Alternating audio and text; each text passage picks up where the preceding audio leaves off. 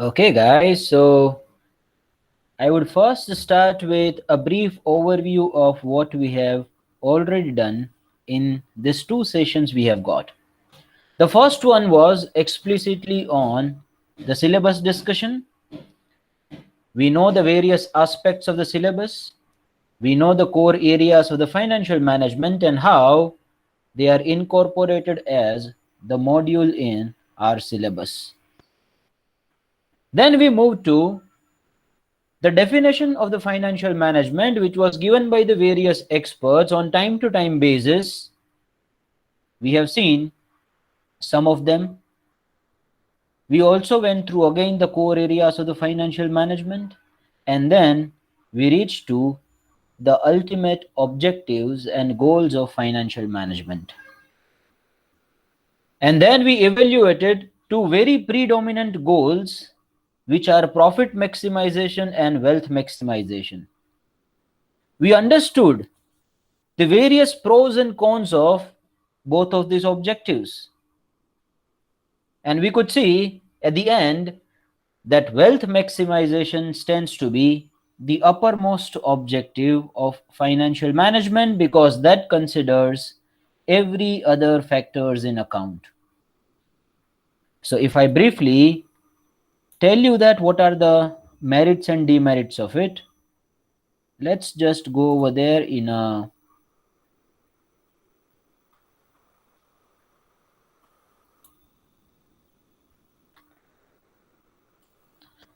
PPT, and here we are.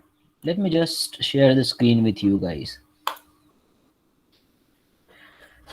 Well, so we people have got the meaning of profit maximization. Is profit is more sort of an accounting term. It seems to be a good criteria for the decision making because maximizing the profit is something which people try to do a lot. It focuses on the efficient allocation of resources. If you have got, say, some really less amount of resources, and then how they may be allocated efficiently to the various departments, to the various aspects of company, so that the of profits will be maximized, so that is been taken into consideration. Optimum utilization of the resources too, so taking as much as possible from our allocation. Then demerits, it ignores the time value of money, because if I tell you that, see, this is how the profitability statements are made, right? If some amount of sales is recorded on the very first day of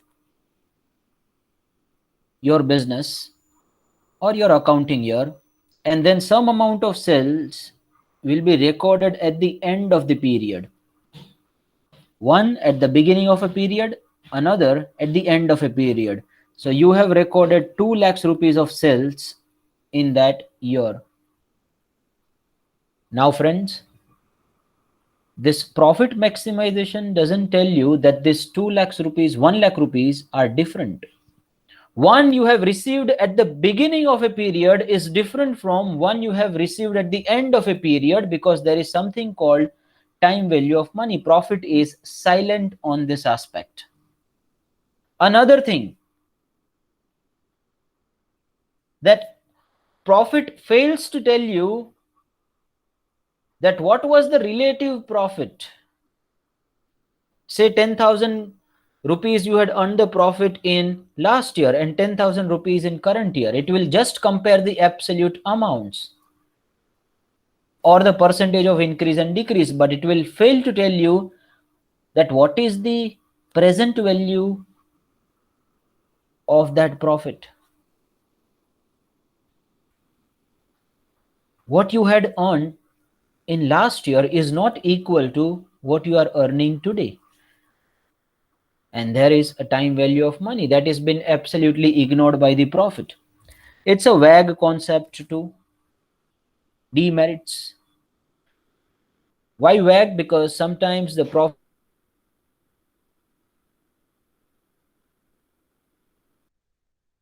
refers to a,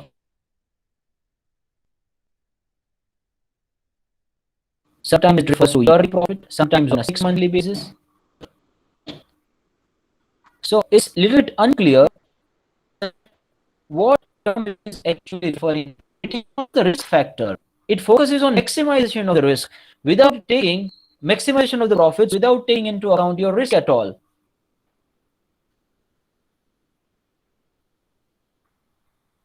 Now, more and more profit you want to earn, you will just ignore that how much of leverage you have taken, how much of fixed obligations you have taken, how much of risk you have taken to earn that profit.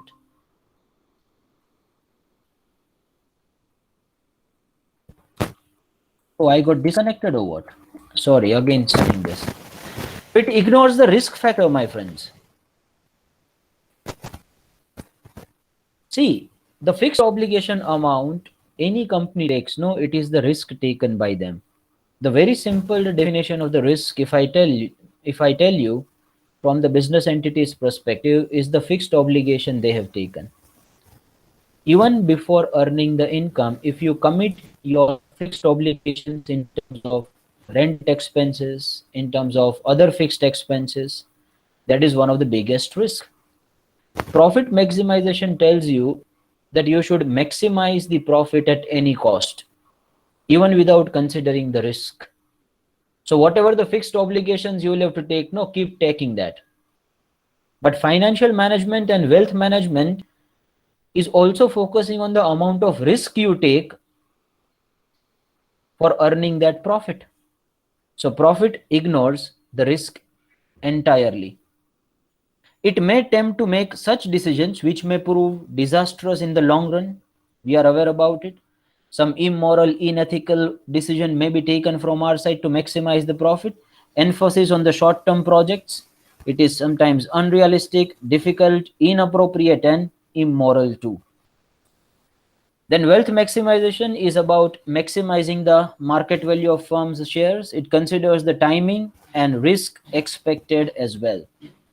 Because see, my friends, if the shares are traded in the market, over there, if we expect the investors to be rational enough, then they consider that how much risky the company is.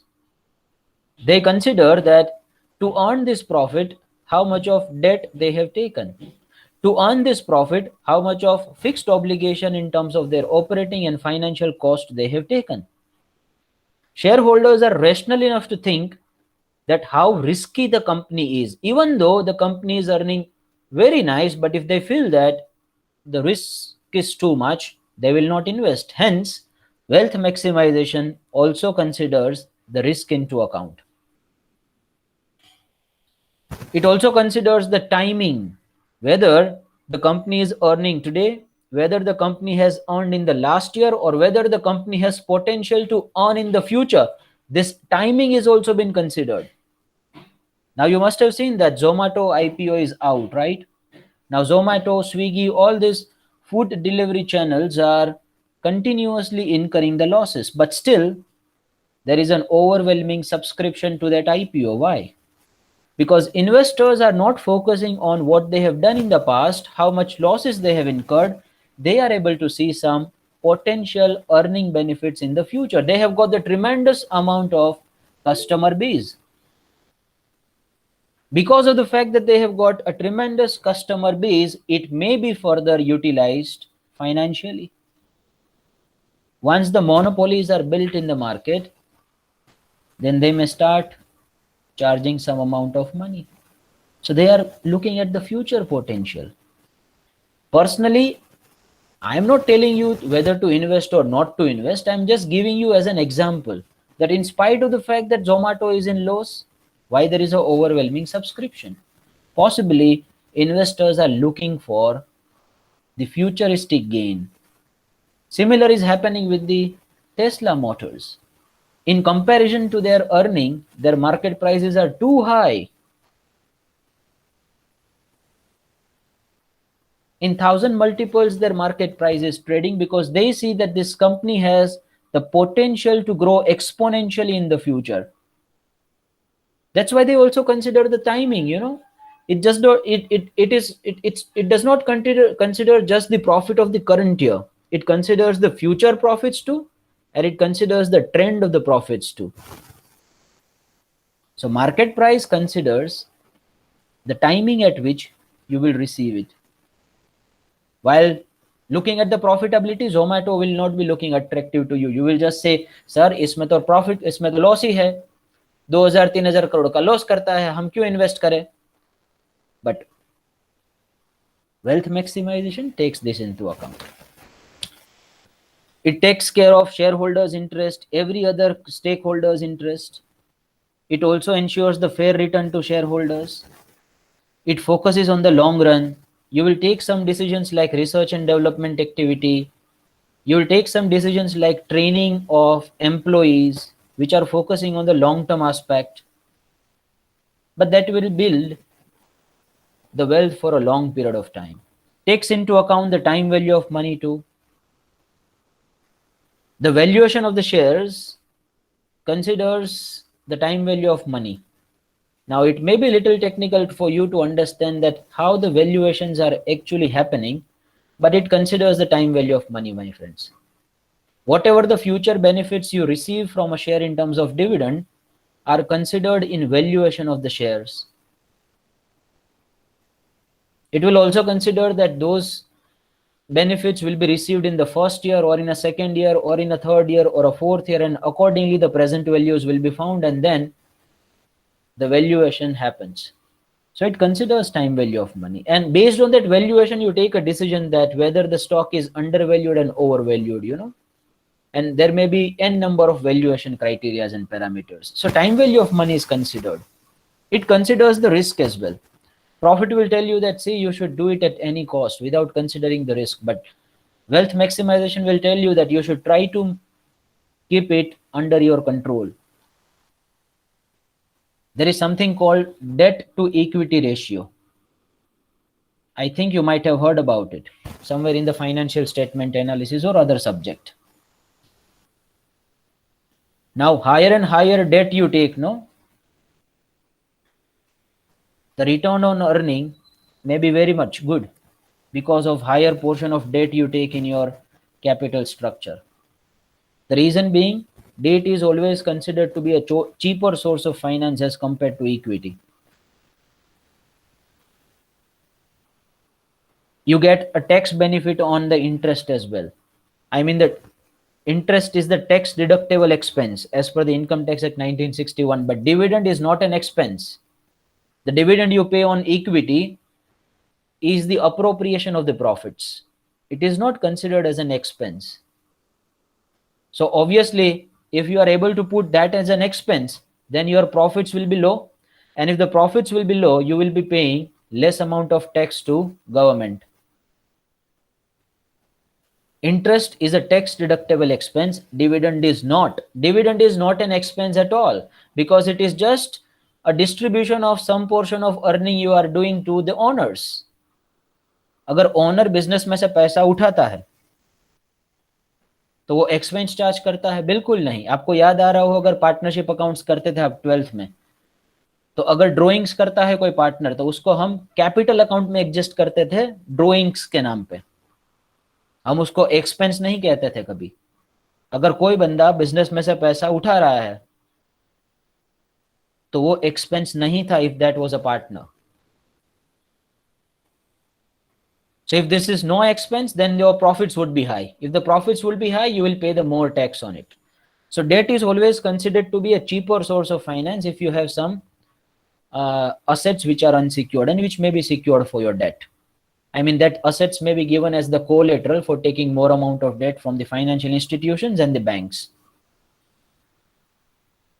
So profit will be silent on this. Profit maximization tells you that you should increase the profit at any cost, even without considering what your debt to income ratio is, what your debt to equity ratio is. But wealth will tell you that, see, if you are taking too much of fixed obligation now in terms of interest payments, and if tomorrow some uncertainty occurs like COVID-19 pandemic, then you will be unable to maintain your business and you will be unable to rotate your cash in the business. You will unable to get this money to pay to your financial institutions. What you will do at that time? So it will tell you to control your debt payments to an extent so that you will be able to maximize your wealth. Even the investors consider that how much risky the company is in terms of its fixed obligation, in terms of its financial obligations. It maintains market value of the share. It recognizes the value of regular dividend payment and so many other things. These are the merits and demerits of financial management. I hope that topic is crystal clear to everyone now. यहां तक हर confirmation चाहिए मुझे? Yes, Mr. Tushar had identified it correctly that future earning visibility is there. Very true. There are n number of companies nowadays that business model is adopted, everywhere. You take so many e-commerce companies and so many tech giants. They basically come up with some discounted offers. They relinquish the cash like anything. They build a formidable customer base. Even at the losses, they raise their valuations because now they have got great customer base, and then it may be sold to some other foreign investors who will be purchasing some percentage of stake on it at the higher valuation because these people have got now the customer base.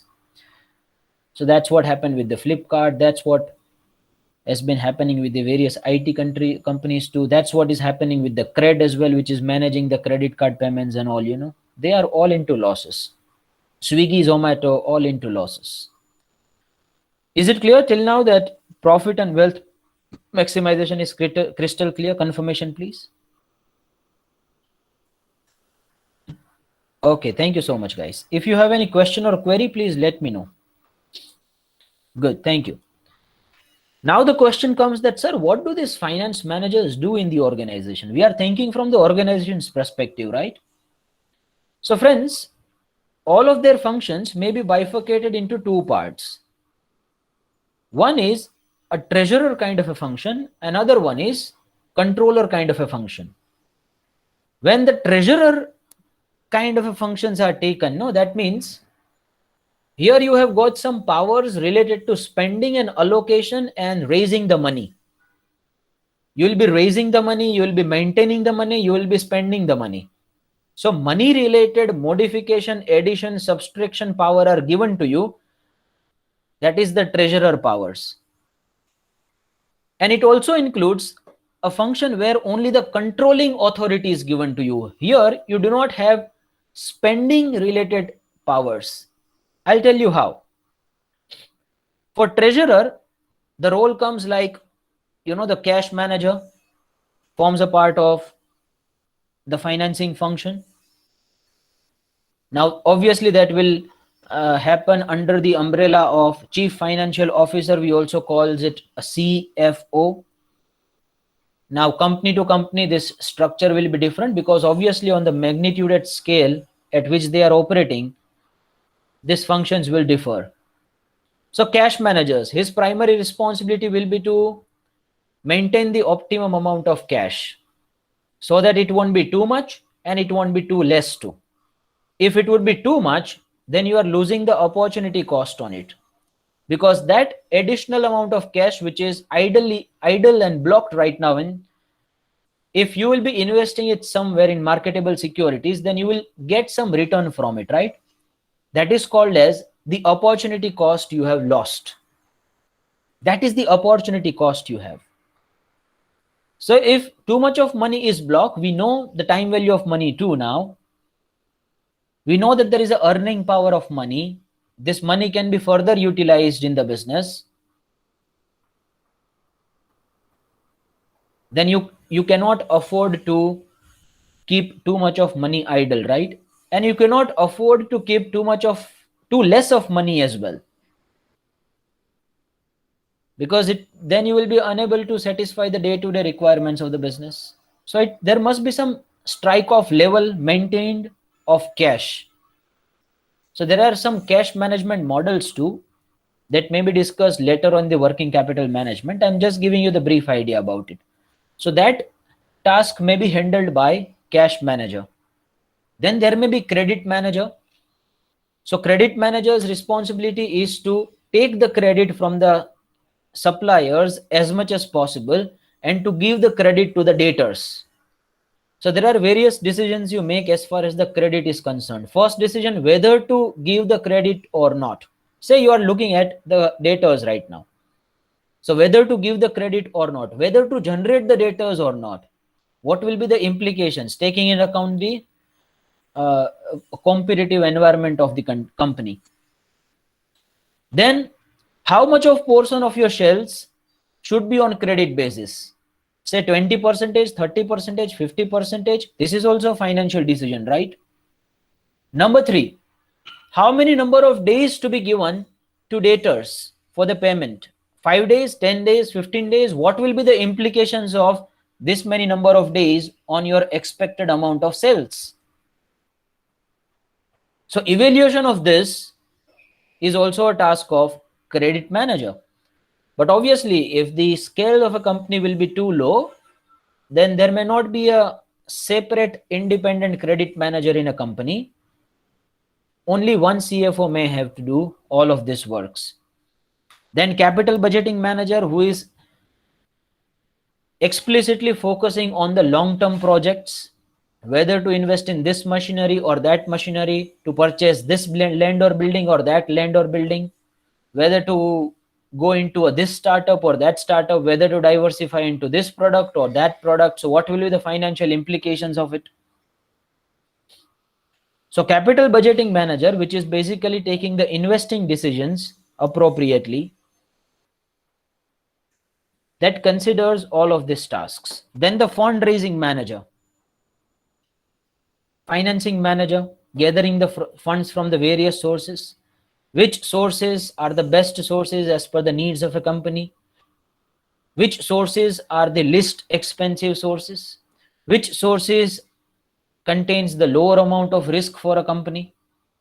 What are the various needs and expectations of company, and accordingly the sources may be considered. Portfolio management. So obviously in company you will have the additional money to maintain. So that additional money will not be kept idle. It may be invested somewhere into various securities and investment avenues. So on day-to-day basis, there may be some modifications in the portfolio on their investments. On day-to-day basis, there will be some addition, some subtraction in that. So how to utilize the idle money as efficiently as possible? That is the task of portfolio manager. When I say portfolio, that is basically considering the various parts of investment. Think it from the financial management perspective. Portfolio word is used in various other subjects in various different contexts. So when I use the product portfolio, that means that the number of products that falls into a category. When I say investment portfolio, that means number of investments, and the combination of that makes a portfolio. So portfolio may be interpreted in various different contexts. Do not get confused in that. So here you have got some powers related to money. That's why they are called as the treasurer kind of functions. And the controller kind of a functions do not give you the power related to management of a money, gathering the money and then spending the money, but they give you powers related to how efficiently they are used.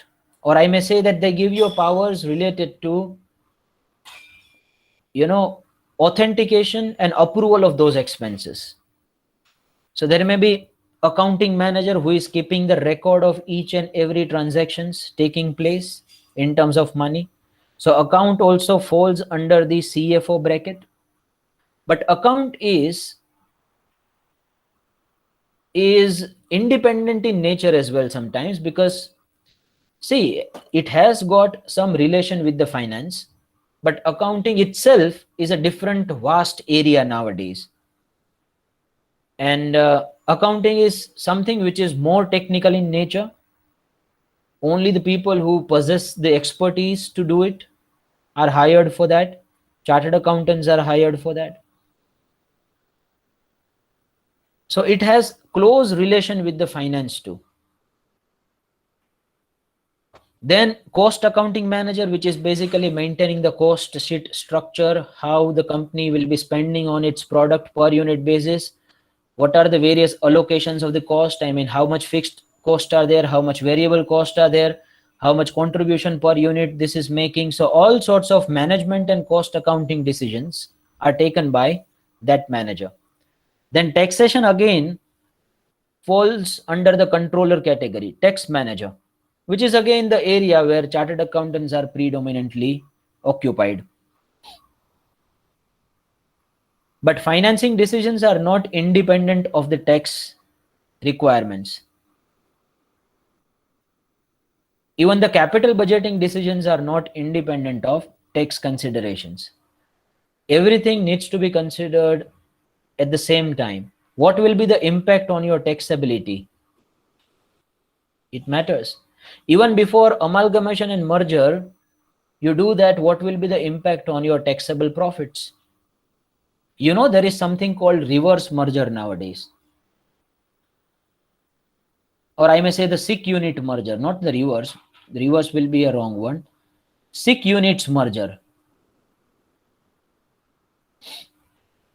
So in that case, what happens that the company which is financially weak in nature will be taking over the company which is financially stronger to absorb its losses, you know. So the company which is making the losses will be taking over a company which is you know, having the good amount of profits. So ultimately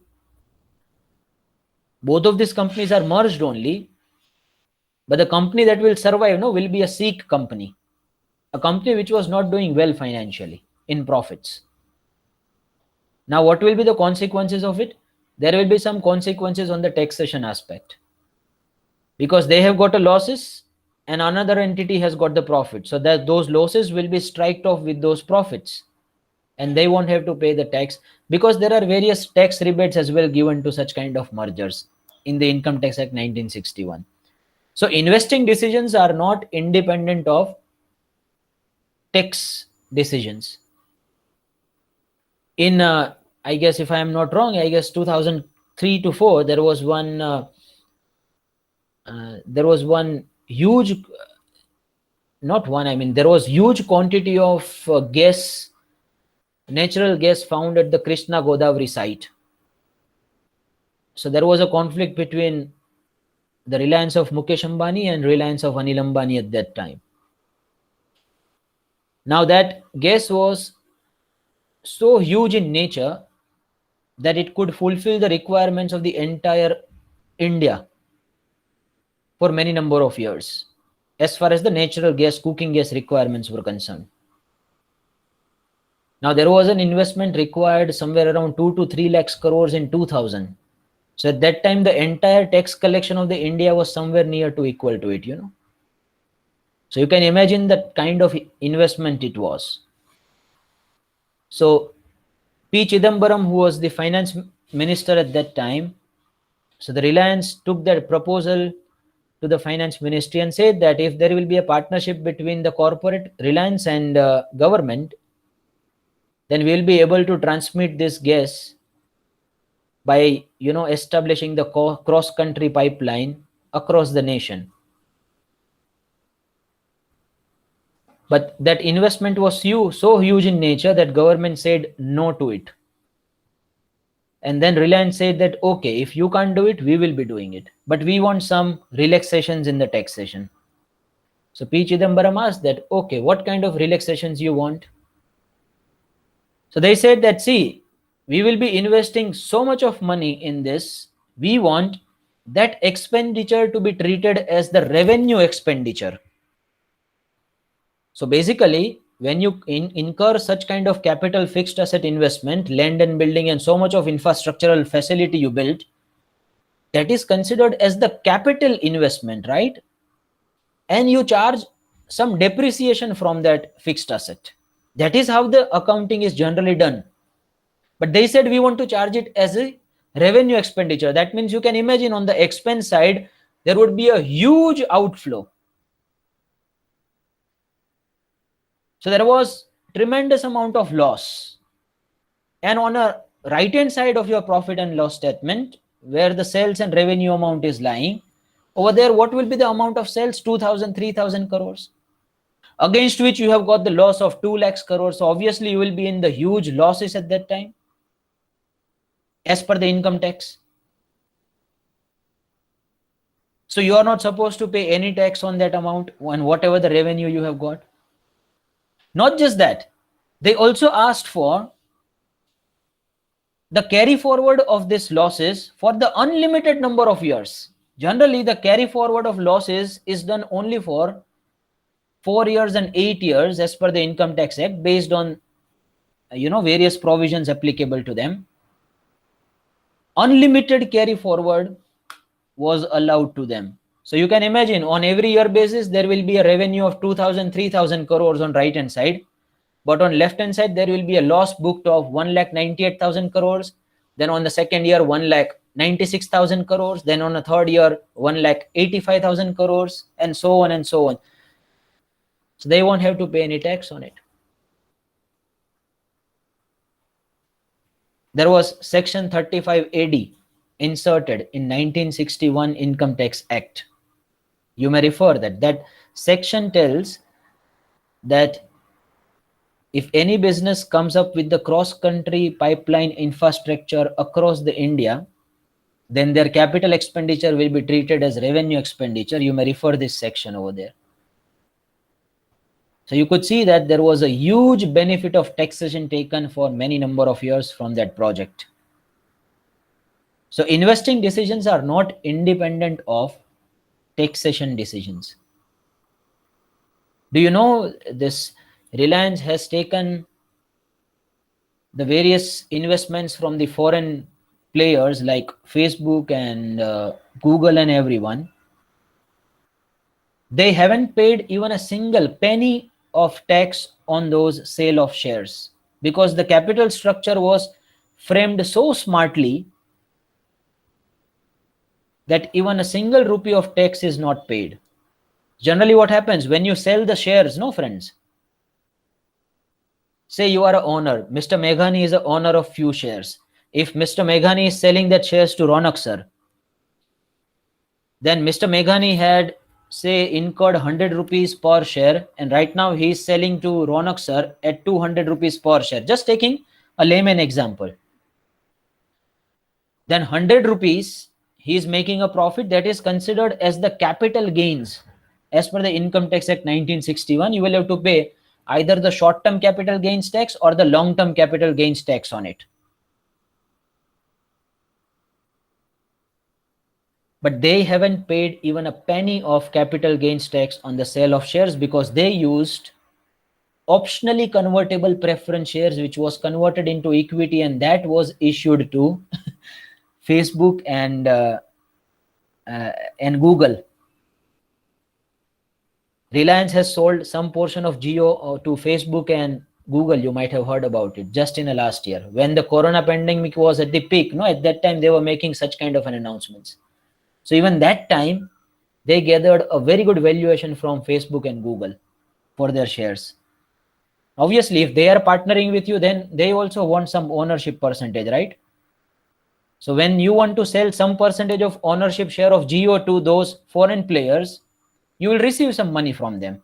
So you should pay ideally the capital gains tax on it, but Reliance hasn't paid even a penny on it. So financing decisions are not independent of taxation decisions, right? But that forms a part of controller's duty. Tax manager, data processing manager. Nowadays, such a huge quantity of data you gather on a day-to-day basis. You will have to take the financing decisions based on that data. There are explicit roles of, say, financial analysts or data analysts for finance data. They are kept in a company just to evaluate and analyze the various investment proposals and ideas. They study the tremendous amount of gigabytes and terabytes of data. They visualize the various things, and they work on the data aspect. Internal auditors are basically verifying your transactions, that whether the internal control systems established by management are efficiently working or not, whether the necessary approvals are taken at the each and every level of expense authority. No one is exceeding the powers in terms of the expense approvals. So whether the vouchers are taken and approved at the various levels or not. So there is no discrepancy found in maintaining and recording of various assets, various expenses. No one is utilizing it for personal purposes. So this kind of an evaluation takes place, and that is a work of auditor. There may be a statutory auditor too, obviously, but statutory auditor is independent from the finance department because they are appointed as per the Companies Act. Every company will have to do the statutory audit too, but they may have their own audit department in their company, which is called as the internal audit department, which will directly report to the top level management that whether the discrepancies are found in the accounting, recording, maintaining the assets or not, or the expenses. So these are the various things and tasks forms a part of treasurer as well as the controller. I hope this is clear to everyone. Again a confirmation please. यहाँ तक सब कुछ clear है?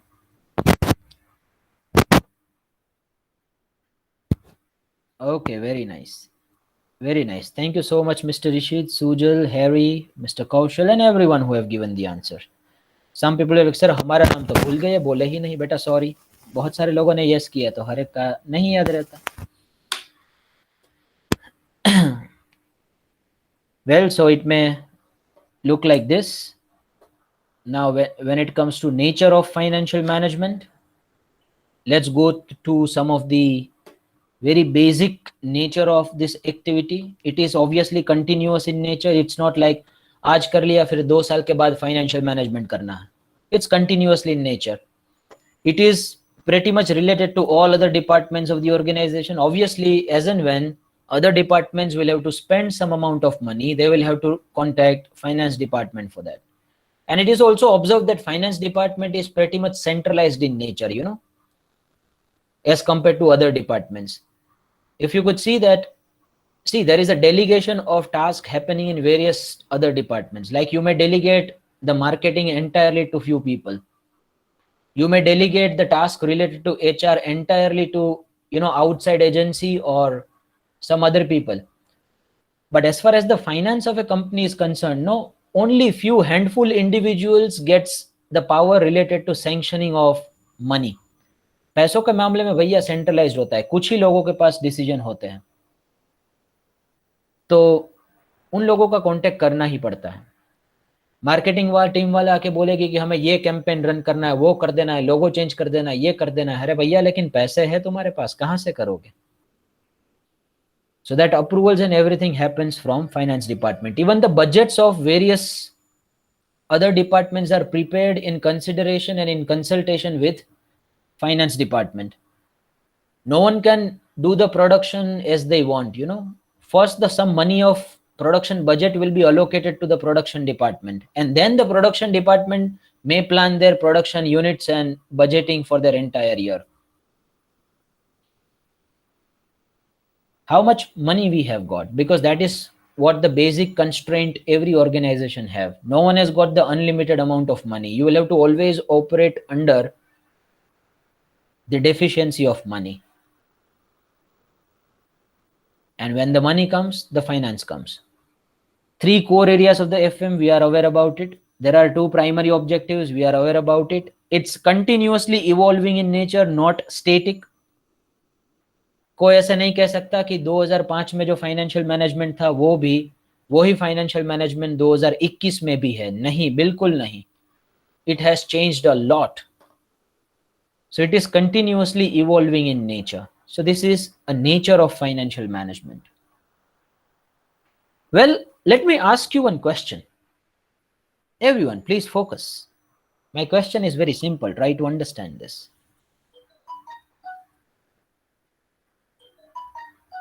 Friends, if you have got 2 alternatives for investment, say real estate,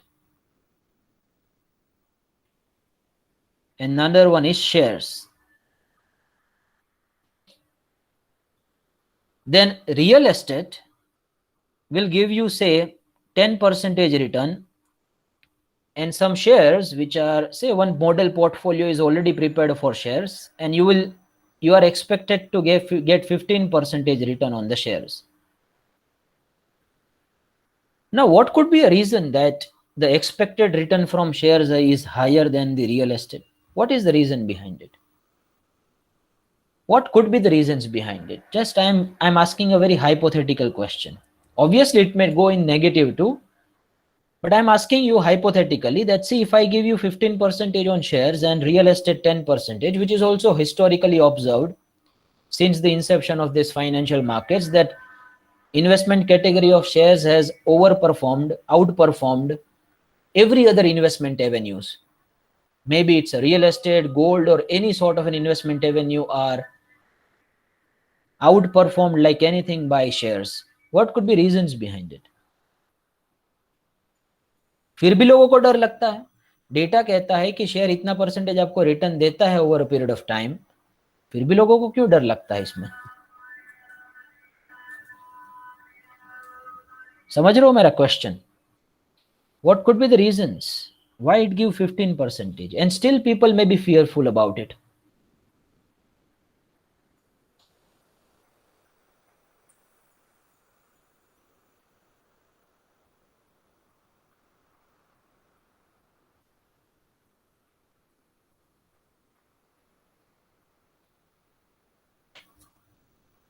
I hope my question is pretty clear to everyone. So Mr. Malhar is saying real estate would be more safer than shares. Yes. So he is considering the aspect of safety. Very nice. Mr. Siddharth is volatility. Very good. Mr. Megh is risk factor. Very good. And Mr. Tushar is lack of financial literacy. Okay, that may also be applicable at the individual level. But see, the reason is the risk, right? So something is more risky, something is less risky. Now, how do you evaluate that which one is more risky, which one is less risky? What can be the parameters of the risk? If I say something is risky, then how can I say that? What I have observed, what points I have taken into account to say that this one is risky and this one is not?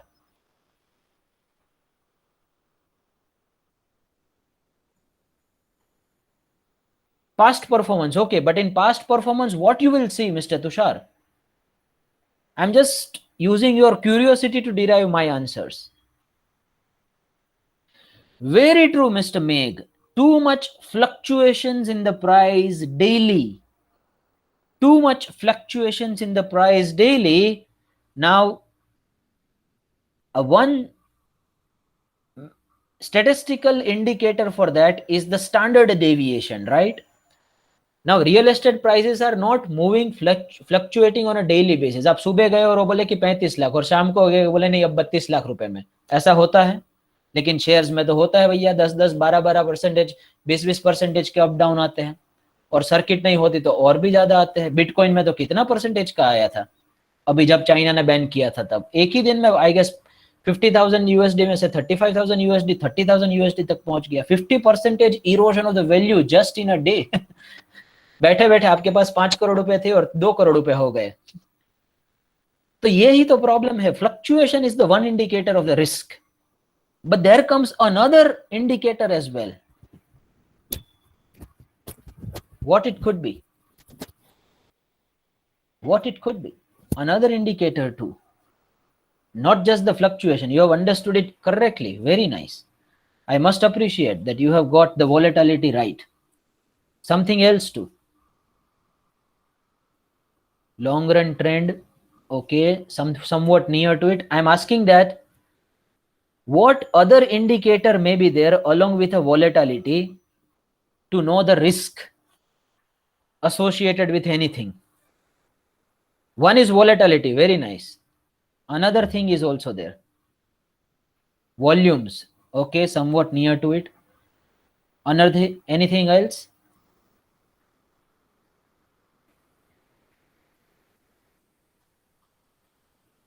Okay, fine. So that's the curiosity I am leaving up to you for this session, and we will clarify that further in the next session. Try to identify what could be another indicator along with the standard deviation to measure the risk. I'm giving you that indicator is the indicator of sensitivity, the indicator of systematic market risk. This is just a hint for your answer. You will come up with the answers in the next session. Please put your enrollment number.